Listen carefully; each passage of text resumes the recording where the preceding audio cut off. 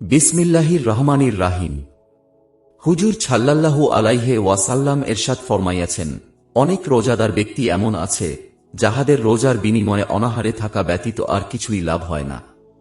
আবার অনেক রাত্রি জাগরণকারী এমন আছে যাহাদের রাত্রি জাগরণের কষ্ট ছাড়া আর কিছুই লাভ হয় না।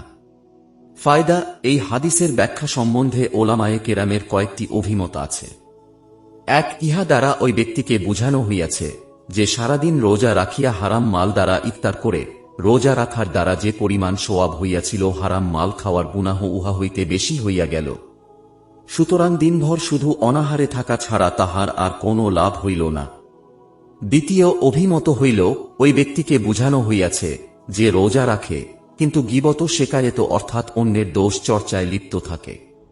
ইহার বিবরণ পরে আসিতেছে। তৃতীয় অভিমত হইল, ওই ব্যক্তিকে বুঝানো হইয়াছে যে রোজা রেখেও গুনাহ ইত্যাদি হইতে বাঁচিয়া থাকে না।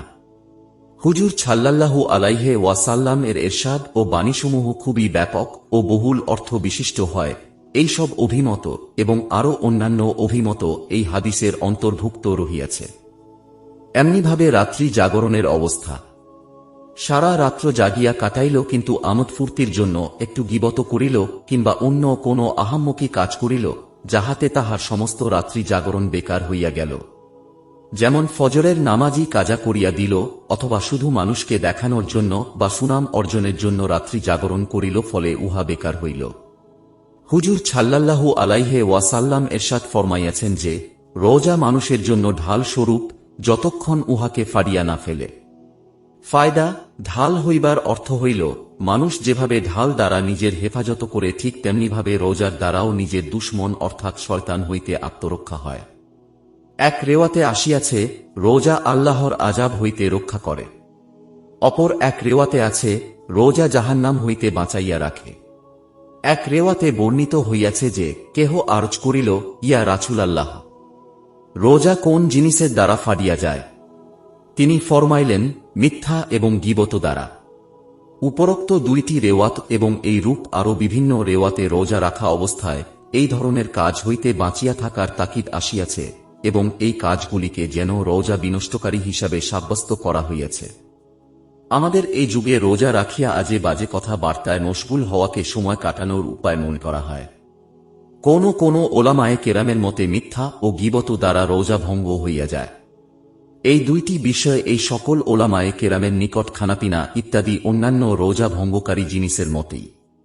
আর অধিকাংশ ওলামায়ে কেরামের মতে যদিও রোজা ভঙ্গ হয় না, কিন্তু রোজার বরকত নষ্ট হইয়া যাওয়ার ব্যাপারে সকলেই একমত।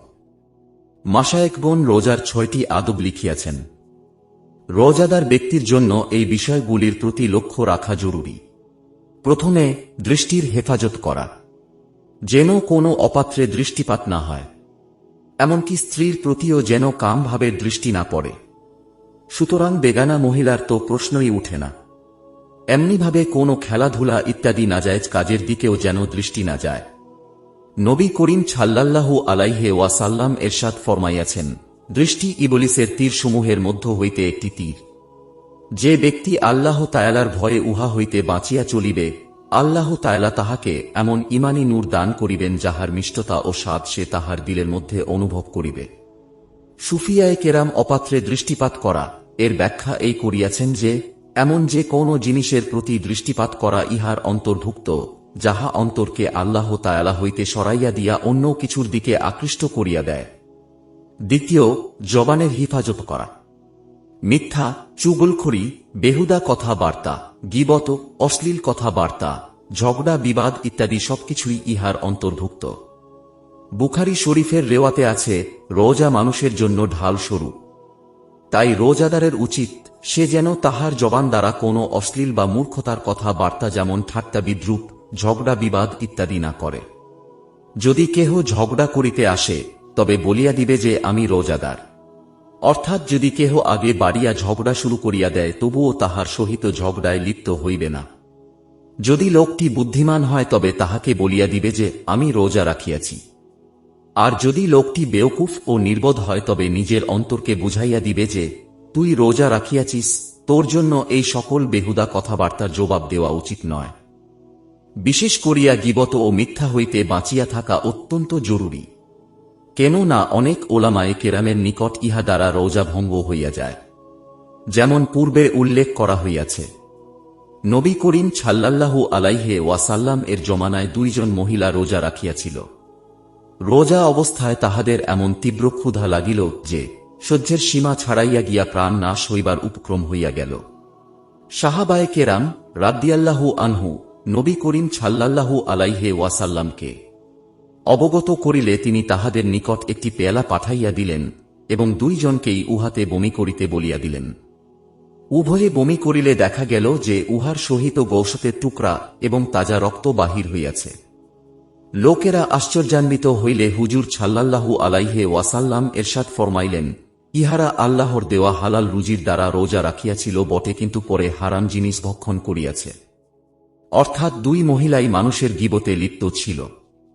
এই হাদিসের দ্বারা আরও একটি বিষয় জানা যায় যে গীবত করার কারণে রোজার কষ্ট খুব বেশি অনুভব হয়। যেমন এই দুই মহিলা রোজার কারণে মরণাপন্ন হইয়া গিয়াছিল। অন্যান্য গুনাহের অবস্থাও ঠিক তদ্রূপ।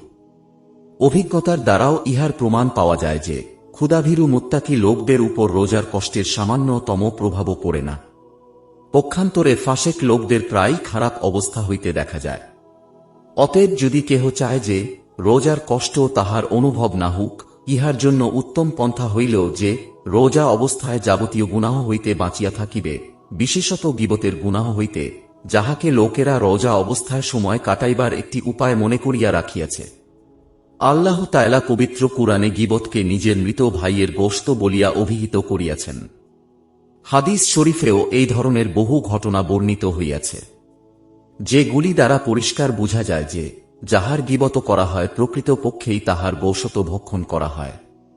একবার নবী করিম সাল্লাল্লাহু আলাইহি ওয়াসাল্লাম কিছু সংখ্যক লোককে দেখিয়া এরশাদ ফরমাইলেন, তোমরা দাঁতে খেলাল করিয়া নাও।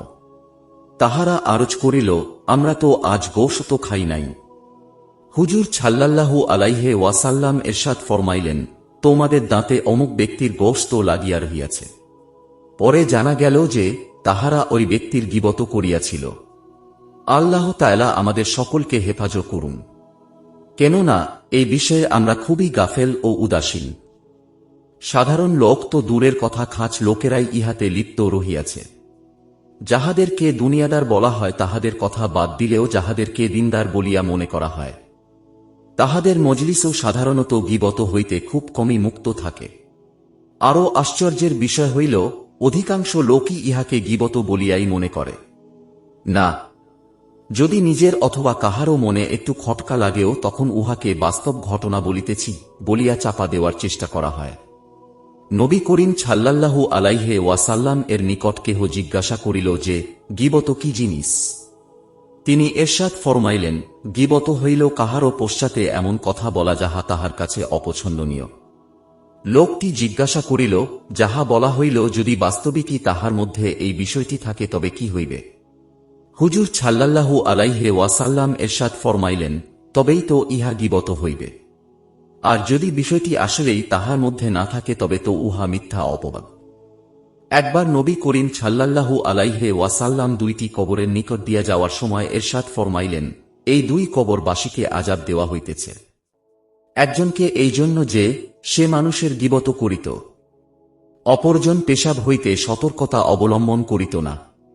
হুজুর সাল্লাল্লাহু আলাইহি ওয়াসাল্লাম এরশাদ ফরমাইলেন, সুদের 70টিরও বেশি স্তর রহিয়াছে।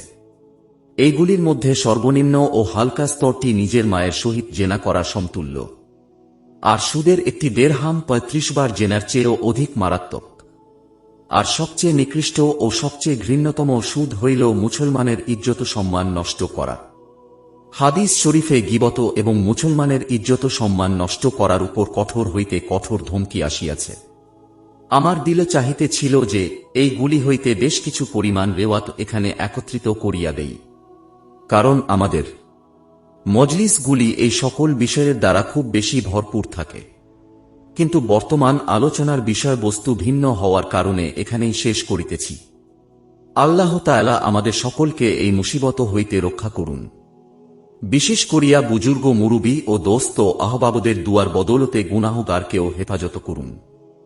কেননা আমি বাতেনি রোগ ব্যাধিতে খুবই আক্রান্ত রহিয়াছি। হে আল্লাহ, অহংকার, আত্মগরিমা, অজ্ঞতা, উদাসীনতা, হিংসা, বিদ্বেষ, অন্যের প্রতি খারাপ ধারণা, মিথ্যা, ওয়াদা খেলাফি, রিয়াকারি, জিদ মিটানো, গীবত, দৃশ্যমণি, এমন কোন রোগ আছে যাহা আমার মধ্যে নাই? হে আল্লাহ, আমাকে সমস্ত রোগ ব্যাধি হইতে আরোগ্য দান করুন, আমার হাজত জরুরত পুরা করিয়া দিন। আমার অন্তর রোগাক্রান্ত, আপনি উহাকে সুস্থ করিয়া দিন। তৃতীয় জিনিস যাহার প্রতি গুরুত্ব দেওয়া রোজাদারের জন্য জরুরি, উহা হইল কানের হেফাজত। প্রত্যেক অপ্রিয় বিষয় যাহা মুখে বলা বা জবান হইতে বাহির করা নাজায়েজ, উহার প্রতি কর্ণপাত করাও নাজায়েজ। নবী করিম সাল্লাল্লাহু আলাইহি ওয়াসাল্লাম এরশাদ ফরমাইয়াছেন, গীবতকারী এবং গীবত শ্রবণকারী উভয়ই গুনাহের মধ্যে অংশীদার হয়। চতুর্থ জিনিস শরীরের অন্যান্য অঙ্গ প্রত্যঙ্গকে হেফাজত করা, যেমন হাতকে নাজায়েজ বস্তু ধরা হইতে, পাকে নাজায়েজ বস্তুর দিকে যাওয়া হইতে বিরত রাখা, অনুরূপভাবে শরীরের অন্যান্য অঙ্গগুলিকেও বিরত রাখা। এমনিভাবে ইফতারের সময় পেটকে সন্দেহযুক্ত খাবার হইতে হেফাজত করা। যে ব্যক্তি রোজা রাখিয়া হারাম মাল দ্বারা ইফতার করে, তাহার অবস্থা ওই ব্যক্তির মতো যে কোন রোগের জন্য ঔষধ ব্যবহার করে কিন্তু উহার সাথে সামান্য বিষও মিশাইয়া লয়, ফলে তাহার সেই রোগের জন্য ঔষধটি উপকারী হইবে কিন্তু সাথে সাথে এই বিষ তাহাকে ধ্বংস করিয়া দিবে। পঞ্চম জিনিস, ইফতারের সময় হালাল মাল হইতেও এত বেশি না খাওয়া যাহার দ্বারা পেট পুরাপুরি ভরিয়া যায়, কেননা ইহাতে রোজার উদ্দেশ্যও নষ্ট হইয়া যায়। রোজার দ্বারা উদ্দেশ্য হইল কামপ্রবৃত্তি ও পশু শক্তিকে দুর্বল করা এবং নুরানি ও ফেরেশতা সুলভ শক্তিকে বৃদ্ধি করা। 11 মাস পর্যন্ত অনেক কিছু খাওয়া হইয়াছে, এখন যদি 1 মাস কিছুটা কমাইয়া দেওয়া হয়, তাহা হইলে কি জান বাহির হইয়া যাইবে। কিন্তু আমাদের অবস্থা তো এই যে ইফতারের সময় পিছনের কাজা সহ এবং সেহরির সময় সামনের অগ্রিম সহ এত বেশি পরিমাণে খাইয়া লই যে রমজান ছাড়া এবং রোজা না রাখা অবস্থায়ও এত পরিমাণ খাওয়ার সুযোগ আসে না। রমজানুল মুবারক যেন আমাদের জন্য ভোজের উৎসব হইয়া যায়। ইমাম গাজালি রহমতুল্লাহ লিখিয়াছেন যে মানুষ যদি ইফতারের সময় অধিক ভোজন করিয়া ক্ষতির পরিমাণ পোষাইয়া নেয়, তবে রোজার উদ্দেশ্য অর্থাৎ নফসের খাহেশ ও শয়তানের শক্তি দমন করা কিভাবে হাসিল হইতে পারে। আসলে আমরা শুধু খানার সময় পরিবর্তন করিয়া দেই, ইহা ছাড়া আর কোনো কিছুই পরিবর্তন করি না, বরং খানার বিভিন্ন পদ আরও বাড়াইয়া লই, অন্য মাসে যাহা সহজে করা হয় না। মানুষের অভ্যাস কতকটা এমন হইয়া গিয়াছে যে ভালো ভালো বস্তু রমজানের জন্য রাখিয়া দেয়, আর নফস সারাদিন ভুকা থাকার পর যখন এইগুলি সামনে পায় তখন খুব পরিতৃপ্ত হইয়া আহার করে। ফলে কামপ্রবৃত্তি দুর্বল হওয়ার পরিবর্তে আরও উত্তেজিত হইয়া জোশে আসিয়া যায়। এইভাবে রোজার উদ্দেশ্যের বিপরীত হইয়া যায়। রোজার মধ্যে শরীয়ত যে সকল উদ্দেশ্য উপকারিতা রাখিয়াছে, উহা তখনই হাসিল হইতে পারে যখন কিছুটা ক্ষুধার্ত থাকা হইবে। বড় উপকার তো উহাই যাহা উপরে বলা হইয়াছে, অর্থাৎ কামভাব ও পশু প্রবৃত্তিকে দমন করা, আর ইহাও কিছু সময় ক্ষুধার্ত অবস্থায় থাকার উপরই নির্ভর করে। নবী করিম সাল্লাল্লাহু আলাইহি ওয়াসাল্লাম এরশাদ ফরমান, শয়তান মানুষের শিরায় শিরায় চলাচল করে, তোমরা ক্ষুধার দ্বারা উহার চলাচল বন্ধ করিয়া দাও। নফস ক্ষুধার্ত থাকিলেই সমস্ত অঙ্গ প্রত্যঙ্গ তৃপ্ত থাকে। পক্ষান্তরে নফস যখন পরিতৃপ্ত হয় তখন সমস্ত অঙ্গ প্রত্যঙ্গ ভুকা থাকে। রোজার দ্বিতীয় উদ্দেশ্য হইল গরিব দুঃখীদের সহিত সামঞ্জস্য বজায় রাখা এবং তাহাদের অবস্থা অনুভব করা। এই উদ্দেশ্য তখনই হাসিল হইতে পারে যখন সেহরির সময় দুধ জিলাপি দিয়া পেট এত বেশি না ভরে যে সন্ধ্যা পর্যন্ত ক্ষুধাই না লাগে। গরিব দুঃখীদের সহিত মিল ও সামঞ্জস্য তখনই হইবে যখন কিছু সময় ভুকা থাকিয়া ক্ষুধার যন্ত্রণাও ভোগ করিবে। এক ব্যক্তি বিশ্বরে হাফি রহমতুল্লাহ এর নিকট উপস্থিত হইয়া দেখিতে পাইল যে তিনি শীতে কাঁপিতেছেন, অথচ তাহার নিকট তখন শীতের কাপড় ছিল। লোকটি জিজ্ঞাসা করিল, ইহা কি কাপড় খুলিয়া রাখার সময়? তিনি বলিলেন, বহু গরিব মানুষ রহিয়াছে, তাহাদেরকে সাহায্য করিবার মতো শক্তি আমার নাই। অন্তত এইটুকু সহানুভূতি তো প্রকাশ করিতে পারি যে আমি তাহাদের মতো একজন হইয়া যাই। সুফি মাশায়েখগণ ব্যাপকভাবে এই বিষয়ে সতর্ক করিয়াছেন। ফকিহগণও এই বিষয়ে স্পষ্টভাবে বলিয়াছেন। মারাকিল ফালাহ কিতাবের গ্রন্থকার লিখিয়াছেন, সেহরিতে এত বেশি খাইবে না যেমন ভোগ বিলাসীরা খাইয়া থাকে। কেন না ইহা রোজার উদ্দেশ্যকে নষ্ট করিয়া দেয়। আল্লামা তাহতাবী রহমতুল্লাহ ইহার ব্যাখ্যায় লিখিয়াছেন যে এইখানে রোজার উদ্দেশ্য বলিতে এই কথা বুঝানো হইয়াছে যে যেন কিছুটা ক্ষুধার যন্ত্রণা অনুভব হয়, যাহাতে উহা অধিক সোয়াব লাভের কারণ হয় এবং গরীব দুঃখীদের প্রতি সমবেদনা সৃষ্টি হয়। স্বয়ং নবী করিম সাল্লাল্লাহু আলাইহি ওয়াসাল্লাম এরশাদ ফরমাইয়াছেন যে কোন পেট পূর্ণ করা আল্লাহর নিকট এত অপছন্দনীয় নয় যত অপছন্দনীয় উদর পূর্ণ করা। এক জায়গায় হুজুর সাল্লাল্লাহু আলাইহি ওয়াসাল্লাম এরশাদ ফরমাইয়াছেন, মানুষের জন্য কয়েকটি লোকমাই যথেষ্ট, যাহা তাহার কোমর সোজা রাখিতে পারে। আর যদি কোনো ব্যক্তি খাইতেই চায় তবে তাহার জন্য ইহার চেয়ে বেশি যেন না হয় যে পেটের 3 ভাগের 1 ভাগ খানার জন্য রাখিবে, আরেক ভাগ পানির জন্য রাখিবে, আরেক ভাগ খালি রাখিবে। হযরত নবী করিম সাল্লাল্লাহু আলাইহি ওয়াসাল্লাম একাধারে কয়েকদিন রোজা রাখিতেন, মাঝে কোনো কিছুই আহার করিতেন না। ইহার কোন তাৎপর্য তো অবশ্যই থাকিবে। আমি আমার মুরব্বী হযরত মাওলানা খলিল আহমদ সাহারানপুরী রহমতুল্লাহ কে দেখিয়াছি যে পুরা রমজান মুবারকে তাহার ইফতার ও সেহরি এই 2 ওয়াক্তের খাওয়ার পরিমাণ আনুমানিক 1.5 খানা চাপাতি রুটির বেশি হইত না। কোন খাদেম জিজ্ঞাসা করিলে তিনি বলিতেন যে ক্ষুধা হয় না, বন্ধু বান্ধবদের খাতিরে তাহাদের সহিত বসিয়া যাই। আর ইহার চাইতেও বড় ব্যাপার হইল হযরত মাওলানা শাহ আব্দুর রহিম সাহেব রায়পুরী রহমতুল্লাহ সম্পর্কে শুনিয়াছি যে একাধারে তাহার কয়েকদিন এমনভাবে কাটিয়া যাইত যে ইফতার ও সেহরির জন্য সারা রাত্রে খাবারের পরিমাণ দুধবিহীন কয়েক কাপ চা ব্যতীত আর কিছুই হইত না। একবার হযরতের নিষ্ঠাবান খাদেম হযরত মাওলানা আব্দুল কাদের সাহেব রহমতুল্লাহ বিনয়ের সহিত আরজ করিলেন, হযরত, আপনি তো কিছুই আহার করিতেছেন না, এইভাবে তো আপনি খুবই দুর্বল হইয়া যাইবেন। হযরত বলিলেন, আলহামদুলিল্লাহ, জান্নাতের স্বাদ হাসিল হইতেছে। আল্লাহ তাআলা যদি আমাদের ন্যায় গুনাহগারদিগকেও এই সকল বুজুর্গদের অনুসরণ করার তৌফিক দান করেন তবে তাহাও অনেক সৌভাগ্যের কথা। শেখ সাদী রহমতুল্লাহ বলেন, পেট পূজারীরা জানে না যে ভরা পেট হেকমত ও প্রজ্ঞা হইতে খালি হইয়া থাকে। ষষ্ঠ যে বিষয়টির প্রতি লক্ষ্য রাখা একজন রোজাদারের জন্য জরুরি তাহা এই যে রোজা রাখার পর এই ভয়ে ভীত হওয়া যে না জানি এই রোজা কবুল হইতেছে কিনা। অনুরূপভাবে প্রত্যেক এবাদত শেষ করার পর এই ধারণা পোষণ করা চাই যে যে সকল ভুল ত্রুটির প্রতি সাধারণত নজর যায় না, না জানি সেই রকম কিছু ঘটিয়া যাওয়ার কারণে এই এবাদত আমার মুখের উপর মারিয়া দেওয়া হয় কিনা। নবী করিম সাল্লাল্লাহু আলাইহি ওয়াসাল্লাম এরশাদ ফরমাইয়াছেন, কুরআন তেলাওয়াতকারী অনেকেই এমন আছে যাহাদের উপর কুরআন লানত করিতে থাকে। তিনি আরও এরশাদ ফরমাইয়াছেন, কিয়ামতের দিন সর্বপ্রথম যাহাদের ফয়সালা হইবে তাহাদের মধ্যে একজন শহীদও থাকিবে। তাহাকে ডাকা হইবে এবং দুনিয়াতে তাহাকে আল্লাহ তাআলার যে সমস্ত নেয়ামত দেওয়া হইয়াছিল সেইগুলি স্মরণ করাইয়া দেওয়া হইবে, আর সে ওই সমস্ত নেয়ামত স্বীকার করিবে।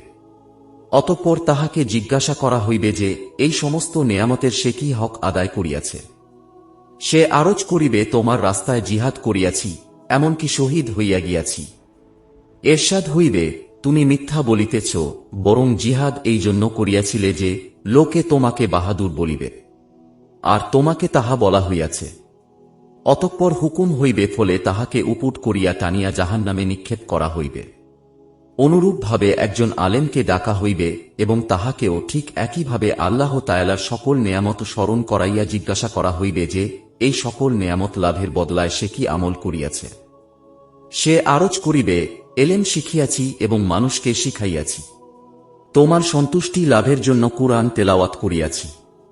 এরশাদ হইবে, তুমি মিথ্যা বলিয়াছ, বরং তুমি উহা এই জন্য করিয়াছিলে যে লোকে তোমাকে বড় আলেম বলিবে, সুতরাং দুনিয়াতে উহা বলা হইয়াছে। তাহার ব্যাপারেও হুকুম হইবে, ফলে উপুট করিয়া টানিয়া জাহান্নামে নিক্ষেপ করা হইবে।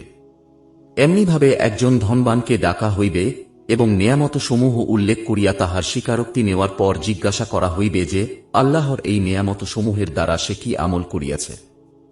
সে বলিবে, নেক কাজের কোন রাস্তা আমি ছাড়ি নাই যেখানে মাল খরচ করি নাই। এরশাদ হইবে, তুমি মিথ্যা বলিয়াছ, উহা এই জন্য করিয়াছিলে যে লোকে তোমাকে দানশীল বলিবে এবং তোমাকে তাহা বলা হইয়াছে। অতঃপর তাহার ব্যাপারেও হুকুম হইবে, ফলে উপুট করিয়া টানিয়া তাহাকে জাহান্নামে নিক্ষেপ করা হইবে। আল্লাহ পাক হেফাজত করুন। এই সব কিছুই হইল এখলাস না থাকার পরিণতি। এই ধরনের বহু ঘটনা হাদিস শরীফে উল্লেখিত হইয়াছে। এজন্য রোজাদার ব্যক্তির উচিত নিজের নিয়তের হেফাজত করিবার সাথে সাথে কবুলিয়তের ব্যাপারে ভয় করিতে থাকিবে এবং দোয়াও করিতে থাকিবে যে আল্লাহ তাআলা আমার রোজাকে আপন সন্তুষ্টির কারণ বানাইয়া লন। কিন্তু সাথে সাথে এই বিষয়টিও লক্ষ্য রাখিবে যে নিজের আমলকে কবুল হওয়ার যোগ্য মনে না করা ভিন্ন জিনিস, আবার দয়াময় মনিবের মেহেরবাণীর উপর দৃষ্টি রাখা একটি ভিন্ন বিষয়। তাহার মেহেরবাণী ও করুণার রীতিনীতি সম্পূর্ণ ভিন্ন। তিনি কখনো গুনাহের উপরও সোয়াব দিয়া দেন, সেই ক্ষেত্রে আমলের ত্রুটি বিচ্যুতির কথা না বলিলেও চলে।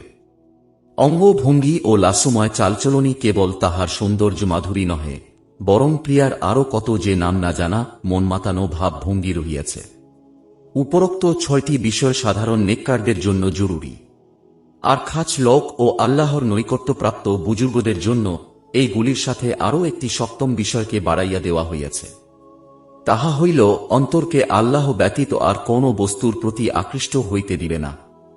এমনকি রোজা রাখা অবস্থায় এই খেয়ালও করিবে না যে ইফতারের জন্য কোনো কিছু আছে কিনা, কারণ ইহাও দর্শনীয় বলা হইয়াছে। কোন মাশায়েখ লিখিয়াছেন যে রোজা অবস্থায় সন্ধ্যায় ইফতারের জন্য কোনো জিনিস হাসিলের ইচ্ছা করাও দর্শনীয়, কেন না ইহাতেও আল্লাহর রিজিক দেওয়ার ওয়াদার উপর ভরসা কম আছে বলিয়া বুঝা যায়। শরহে এহিয়া গ্রন্থে কোন মাশায়েখের ঘটনা লিখা হইয়াছে যে যদি তাহাদের নিকট ইফতারের ওয়াক্তের পূর্বে কোথাও হইতে কিছু আসিয়া যাইত, তবে তাহা অপর কাহাকেও এই জন্য দিয়া দিতেন যে হয়তো অন্তর উহার প্রতি আকৃষ্ট হইয়া যাইবে এবং তাওয়াকুলের মধ্যে কোন প্রকারের কম হইয়া যাইবে।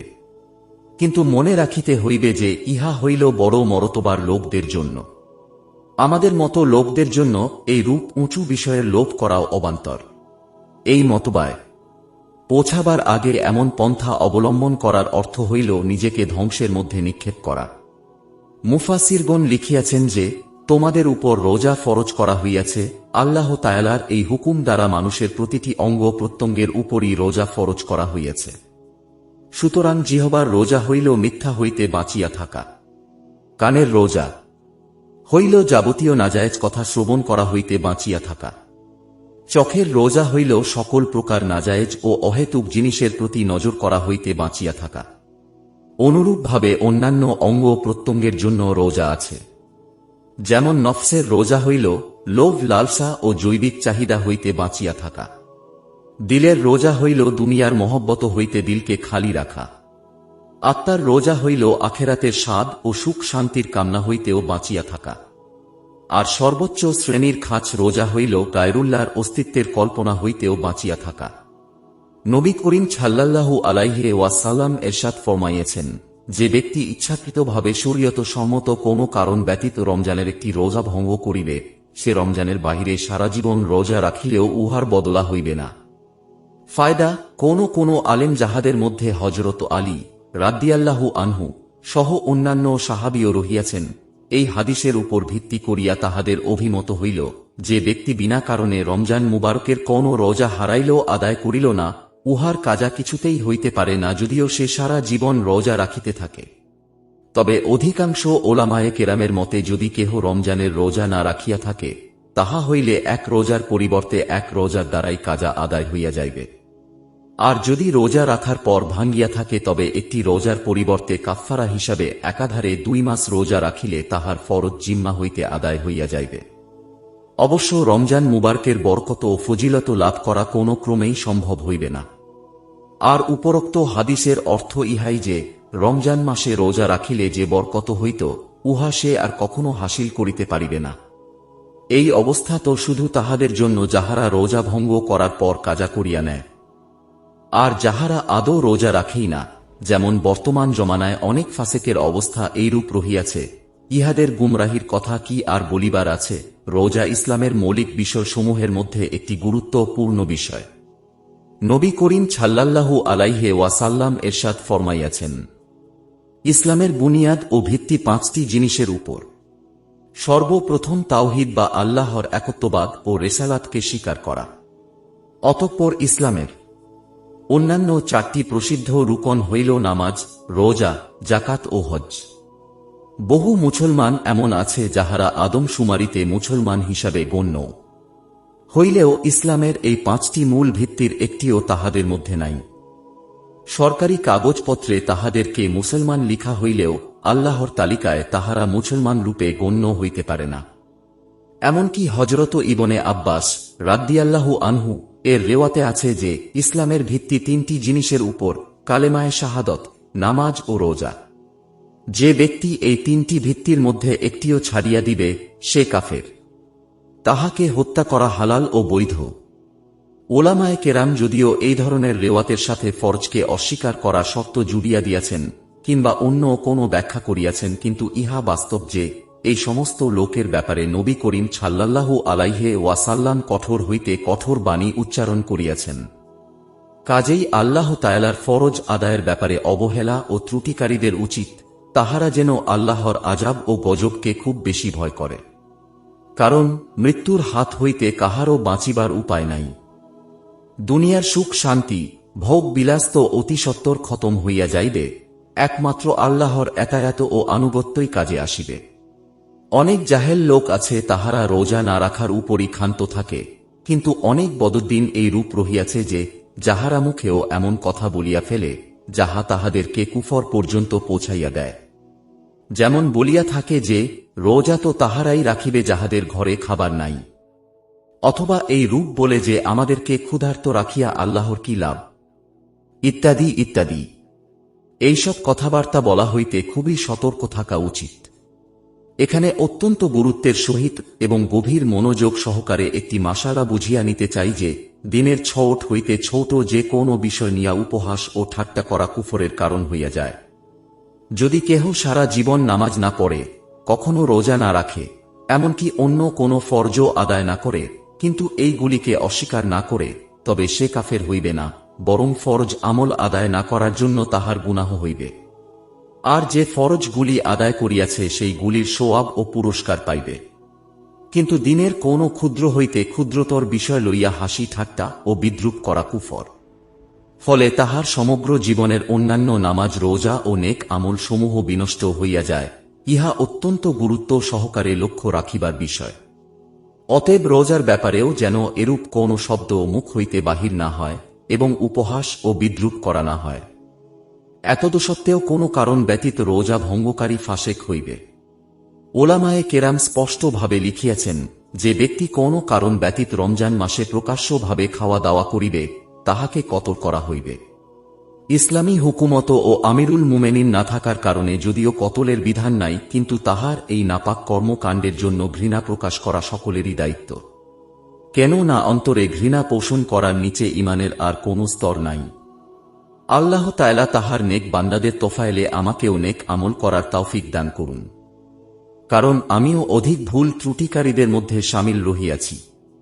প্রথম পরিচ্ছেদে এই 10টি হাদিস উল্লেখ করাই যথেষ্ট মনে করিতেছি। কেন না যাহারা মানিয়া চলে তাহাদের জন্য একটি হাদিসই যথেষ্ট, সেই ক্ষেত্রে এখানে পরিপূর্ণ 10টি হাদিস আলোচনা করা হইল। আর যাহারা মানিয়া চলে না তাহাদের জন্য যতই লেখা হইবে সবই বেকার। আল্লাহ তাআলা সকল মুসলমানকে আমল করার তৌফিক দান করুন, আমিন।